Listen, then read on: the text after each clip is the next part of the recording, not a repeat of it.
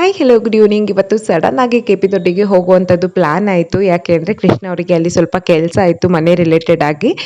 So ಹಾಗಾಗಿ ಹೇಗಿದ್ರು ಹೋಗ್ತಾ ಇದ್ದೀನಲ್ಲ ಕಾರಲ್ಲಿ, ಬನ್ನಿ ನೀನು ಮತ್ತು ಮೋನು ಅಂತ ಕರೆದ್ರು ನಮ್ಮಿಬ್ಬರನ್ನ. ಸೊ ನಾನು ಎದ್ದು ರೆಡಿ ಆಗಬೇಕಾ ಅಂತ ಅದೊಂದು ಬೇಜಾರು. ನಂಗೆ ಎಲ್ಲಾದರೂ ಹೋಗ್ಬೇಕಂತಂದರೆ ರೆಡಿ ಆಗೋಕ್ಕೆ ಬೇಜಾರು, ಒಂಥರ ಲೇಸಿನೆಸ್ ಅಂತಲೇ ಅನ್ಕೊಂಡು. ಸೊ ಮನೆಯಲ್ಲೂ ಬೇಜಾರಾಗ್ತಾ ಇತ್ತು. ಸರಿ ನಡೀರಿ ಹೋಗೋಣ ಅಂತ ಹೇಳ್ಬಿಟ್ಟು ಹೊರಟ್ವಿ. ಫಸ್ಟು ಬೂದ್ನೂರ್ಗೆ ಹೋಗಿ ಅಲ್ಲಿಂದ ಮುಗಿಸ್ಕೊಂಡು ಮುಟ್ನಳ್ಳಿ ರೂಟಲ್ಲಿ ಕೆಪಿ ದೊಡ್ಡಿಗೆ ಹೋಗೋದು ಅಂತ ಆಯಿತು. ಮೇನ್ ರೀಸನ್ ಏನು ಕೆಪಿ ದೊಡ್ಡಿಗೆ ಹೋಗ್ತಾ ಇರೋದು ಅಂತ ಅಂದರೆ, ನಮ್ಮದು ಮನೆ ಗೃಹ ಪ್ರವೇಶ ಆದಮೇಲೂ ಕೂಡ ತುಂಬಾ ಪೆಂಡಿಂಗ್ ವರ್ಕ್ಸ್ ಇದೆ. ಸೊ ಅದರಲ್ಲಿ ಇದು ಒಂದು.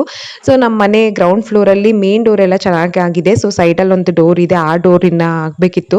ಹಾಗಾಗಿ ಸ್ವಲ್ಪ ಮರದ ಪೀಸ್ಗಳು ಎಲ್ಲ ಬಾಕಿ ಇತ್ತು, ಅದನ್ನು ಊರಲ್ಲಿ ಇಟ್ಟಿದ್ರು ಕೃಷ್ಣ. ಸೊ ಅಲ್ಲಿಗೆ ಹೋಗಿ ಅಲ್ಲಿ ಹೆಂಗಿದ್ರು 48 ಡೇಸ್ ತನಕನೂ ಅಲ್ಲಿ ದೀಪ ಹಚ್ಚಬೇಕು.